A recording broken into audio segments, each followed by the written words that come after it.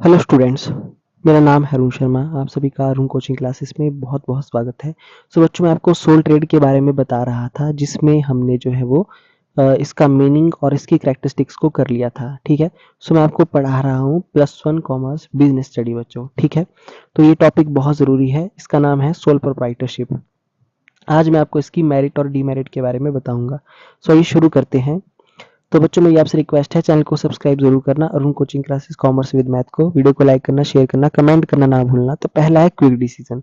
ठीक है बच्चों। तो देखिए, इसमें एक ही जो है वो मालिक होता है, एक ही ओनर होता है, इसलिए जो है वो मालिक बिना किसी बाधा के क्या कर सकता है, बिजनेस से रिलेटेड कोई भी जो है डिसीजन ले सकता है। ठीक है, ओके। उसके डिसीजन को जो है कोई भी इफेक्ट नहीं कर सकता। तो यहाँ लिखा है अ sole trader runs the entire trade. ठीक है। तो एक पर्सन जो है पूरा, एक ट्रेडर पूरा एंटायर ट्रेड जो है वो क्या कर रहा है, सिंगल हैंडली। ठीक है। अब एक सिंगल जो है वो हैंडल कर रहा है बिजनेस। ठीक है। एक अकेला person. He does not need to consult anybody. उसको किसी की भी राय लेने की जरूरत नहीं है। So hence he benefits his business by taking quick decisions. ठीक है। तो अपने क्विक डिसीजन से वो बिजनेस को बेनिफिट जो है वो दे सकता है। फिर है बेनिफिट ऑफ सीक्रेसी। ठीक है, यानी कि सीक्रेट रखना। So many important facts needed to concealed for success of business. ठीक है। तो बहुत से ऐसे इंपॉर्टेंट चीजें होती हैं बिजनेस से रिलेटेड, जिसको जो है अपने तक रखना बहुत जरूरी होता है। ठीक है, ओके। ताकि बिजनेस जो है वो सक्सेसफुल हो सके बच्चों। For example, if a sole trade is thinking of expanding the size of business, so this thought will remain confined to him, है ना, till he give it practical shape, and he and the competitors will not come to know about it। ठीक है। तो मतलब जैसे कि उसके दिमाग में ये बात आती है कि अपने बिजनेस को बढ़ाना है, तो ये जो थॉट है उसके पास ही रहेगा। जब तक कि वो इसको प्रैक्टिकली शेप नहीं दे देता, तब तक जो है कंपटीटर को इसका पता नहीं चलेगा। ओके। इसके बाद है direct motivation. A sole trader does not require any external motivation for doing work.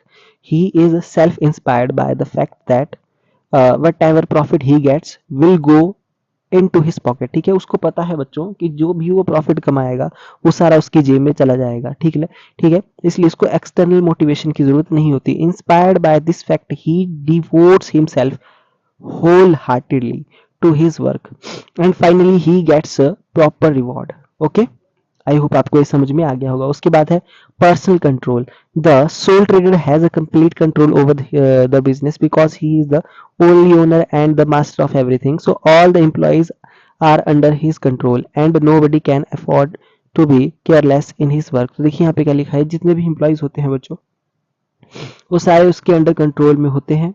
And nobody can afford to be careless in his work. ठीक है। So in this way good work is possible at least at less cost and time. ठीक है।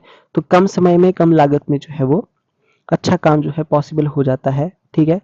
क्योंकि उसका personal control होता है पूरे business के ऊपर। आई होप आपको समझ में आ गया होगा ये पॉइंट भी।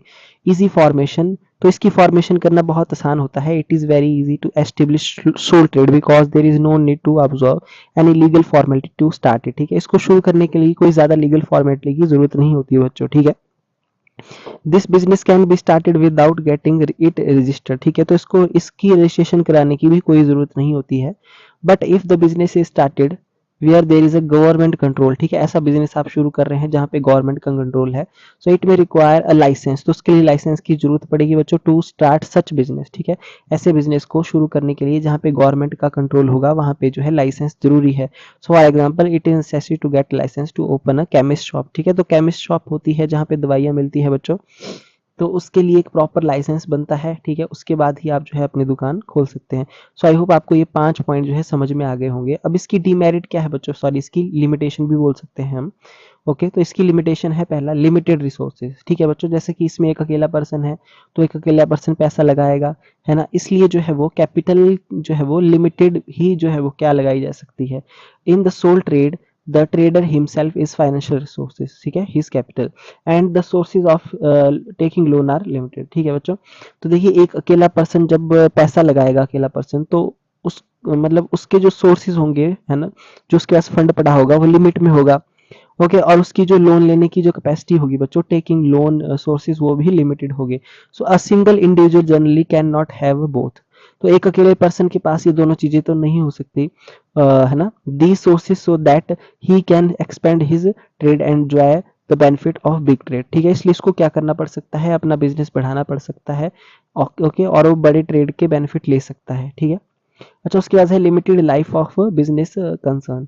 सो there is a continuous uncertainty in running a sole trade, ठीक है। लगातार जो है वो क्या अनिश्चितता बनी रहती है सोल ट्रेड चलाने में बच्चों।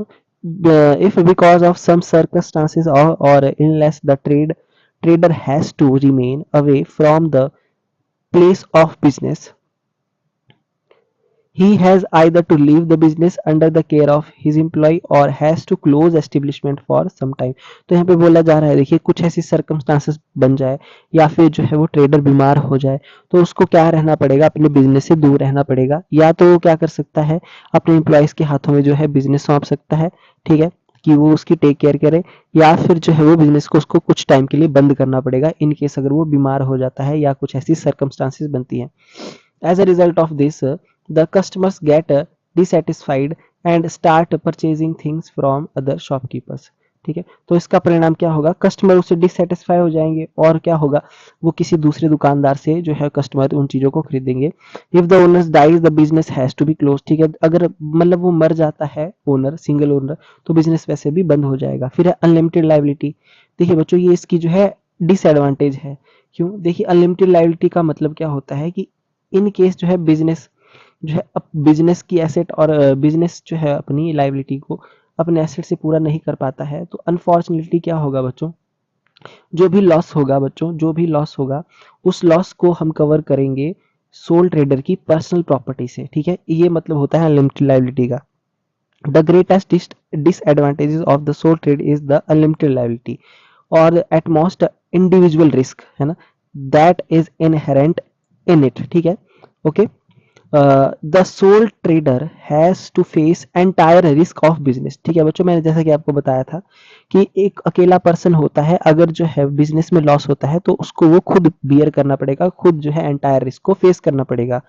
If unfortunately the business fails his losses, है ना, एवरीथिंग, है ना। देखिए बिजनेस जो है फेल हो जाता है अनफॉर्चुनेटली और उसको जो है लॉस हो रहा है हर जगह से, so much so that his household things are also sold, ठीक है। तो बच्चों जो उसकी घरेलू चीजें होंगी, जो उसकी घरेलू संपत्ति होगी, पर्सनल प्रॉपर्टी, उसको भी बेचा जा सकता है बच्चों, ठीक है। The unlimited liability is the greatest hurdle in the way of development of sole trade, ठीक है बच्चों। इसलिए ये जो अनलिमिटेड लाइबिलिटी वाला पॉइंट है बच्चों, ये सबसे बड़ी बाधा है, सबसे बड़ी बाधा है ये सोल ट्रेडर की डेवलपमेंट में। आई होप आपको ये समझ में आ गया होगा। उसके बाद है limited limited managerial ability. So in the sole trade, all the activities like sale, purchase, production, marketing, finance, etc. have to be performed by the trader himself, and generally no single individual can be so capable as to perform all these activities successfully, ठीक है। जैसे कि यहाँ पे मैंने आपको बताया था कि एक अकेला पर्सन सेल करेगा, परचेज करेगा, प्रोडक्शन करेगा, मार्केटिंग करेगा, फाइनेंस से रिलेटेड जो भी चीजें होंगी वो सारी की सारी कौन परफॉर्म करेगा, ट्रेडर अपने आप करेगा। तो ये बहुत मुश्किल हो जाता है कि एक सिंगल पर्सन जो है इतना कैपेबल नहीं होता कि वो सारी की सारी एक्टिविटीज अपने आप कर सके। So he has to face many managerial and other problems, ठीक है। As a result of this his decision get imbalance, ठीक है बच्चों। तो उसको ये जो है प्रॉब्लम फेस करनी पड़ेगी और इससे क्या होगा, जो है उसके डिसीजन में क्या आ सकता है बच्चों, इम्बैलेंस आ सकता है। So on the other hand, because of limited finance resources, the appointment of manager on salary can not be made, ठीक है। अब आपको ये भी पता है कि इसमें जो फाइनेंशियल रिसोर्सेज है वो लिमिटेड होते हैं, इसलिए एक मैनेजर को भी अपॉइंट करना बड़ा मुश्किल हो सकता है, ठीक है, salary base pay. So this form of business organisation remains deprived of the advantages of managerial services, ठीक है बच्चों। तो इसमें मैनेजरियल सर्विसेज की जो है क्या है, मतलब सही तरीके से हम बोल सकते हैं कि मैनेजरियल सर्विसेज की एडवांटेज इसमें नहीं है, ठीक है। मतलब इसमें जो मैनेजरियल एबिलिटी होती है सोल ट्रेडर में वो लिमिट में होती है। क्यों, क्योंकि एक सिंगल पर्सन जो है वो हैंडल करता है पूरे बिजनेस को। तो बच्चों ये जो चैप्टर था, ये इतना ही चैप्टर था ये, इसमें आई होप आपको समझ में आ गया होगा, ठीक है। आज ये चैप्टर क्लोज हो जाता है। ओके, ये जो है वो सेकंड यूनिट का पहला चैप्टर है सोल ट्रेड। आई होप आपको अच्छा लगा हो बच्चों आज का लेक्चर। तो मेरी आपसे रिक्वेस्ट है कि प्लीज चैनल को सब्सक्राइब जरूर करें, बेल आइकन को प्रेस करें, वीडियो को लाइक करिए, शेयर करिए, कमेंट करना ना भूलें। Thank you so much.